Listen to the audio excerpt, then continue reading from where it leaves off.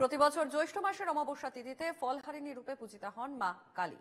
সেই কারণে এই পুজোকে ফলহারিণী কালী পুজো বলা হয়, আর জ্যৈষ্ঠ অমাবস্যাকে পালিত হয় ফলহারিণী অমাবস্যা হিসেবে। ফলহারিণী কথার অর্থ হলো ফল হরণকারী। প্রতি বছরের মতো এবছরও দক্ষিণ কলকাতার লেক কালীবাড়িতে চলছে পুজো। সকাল থেকেই ভক্ত সমাগম।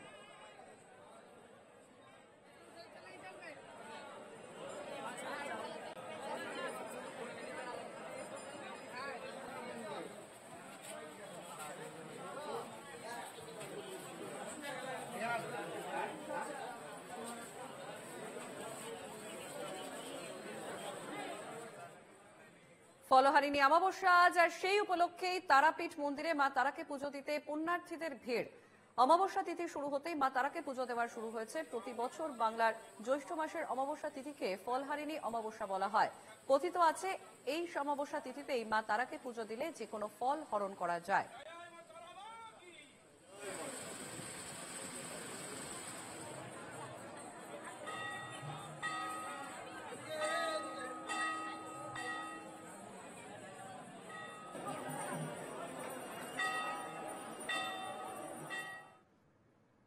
প্রতি বছর জ্যৈষ্ঠ মাসের অমাবস্যা তিথিতে ফলহারিণী রূপে পূজিতা হন মা কালী।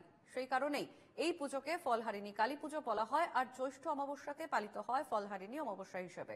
ফলহারিণী কথার অর্থ হলো ফল হরণকারী। প্রতি বছরের মতো এই বছরেও দক্ষিণ কলকাতার লেক কালীবাড়িতে চলছে পুজো। সকাল থেকেই ভক্ত সমাগম। ফলহারিণী কালী পুজো প্রত্যেকটি জায়গায় অত্যন্ত নিষ্ঠা ভরে পুজো হচ্ছে, ব্যতিক্রম নয় দক্ষিণ কলকাতার লেক কালীবাড়ি।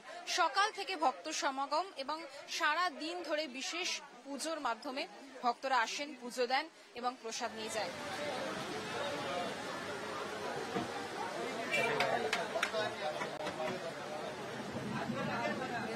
তো এখানে আসা হয় না তেমন ভাবে, তো মায়ের জন্য এখানে আসা হয়েছে। তো এখানে আজ থেকেই, এখানে ওই লেকটা আছে ওখানে আজ থেকে এখানে দাঁড়ালাম, দিয়ে তারপর পুজো টুজো দিয়ে হ্যাঁ খুব ভালো লাগছে।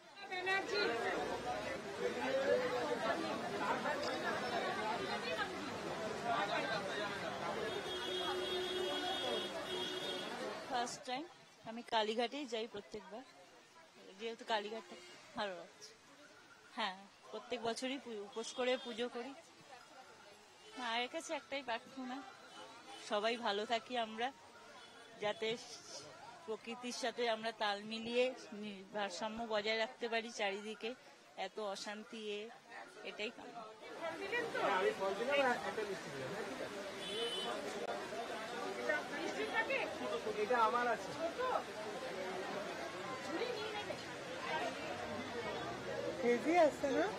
কালী পুজো আমাদের লেক কালীবাড়ি মন্দিরে যবে থেকে গুরুদেব এখানে ছিলেন, আমাদের পরম শ্রদ্ধেয় গুরুদেব উনি দেহ রেখেছে, তখন থেকে এই পুজো হয়ে আসছে।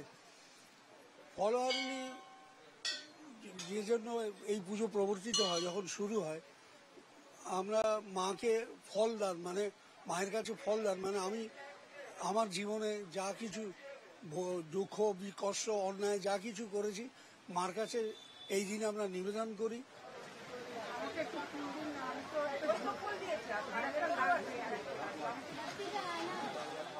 এই দিনটা অন্যান্য দিনের তুলনায় অনেকটাই বিশেষ, আর এই বিশেষ দিনে দূর দূরান্ত থেকে ভক্তরা ছুটে আসেন লেক কালীবাড়িতে পুজো দিতে। ক্যামেরায় অরবিন্দ প্রসাদের সাথে পৃথা দাশগুপ্ত, NKTV বাংলা, কলকাতা।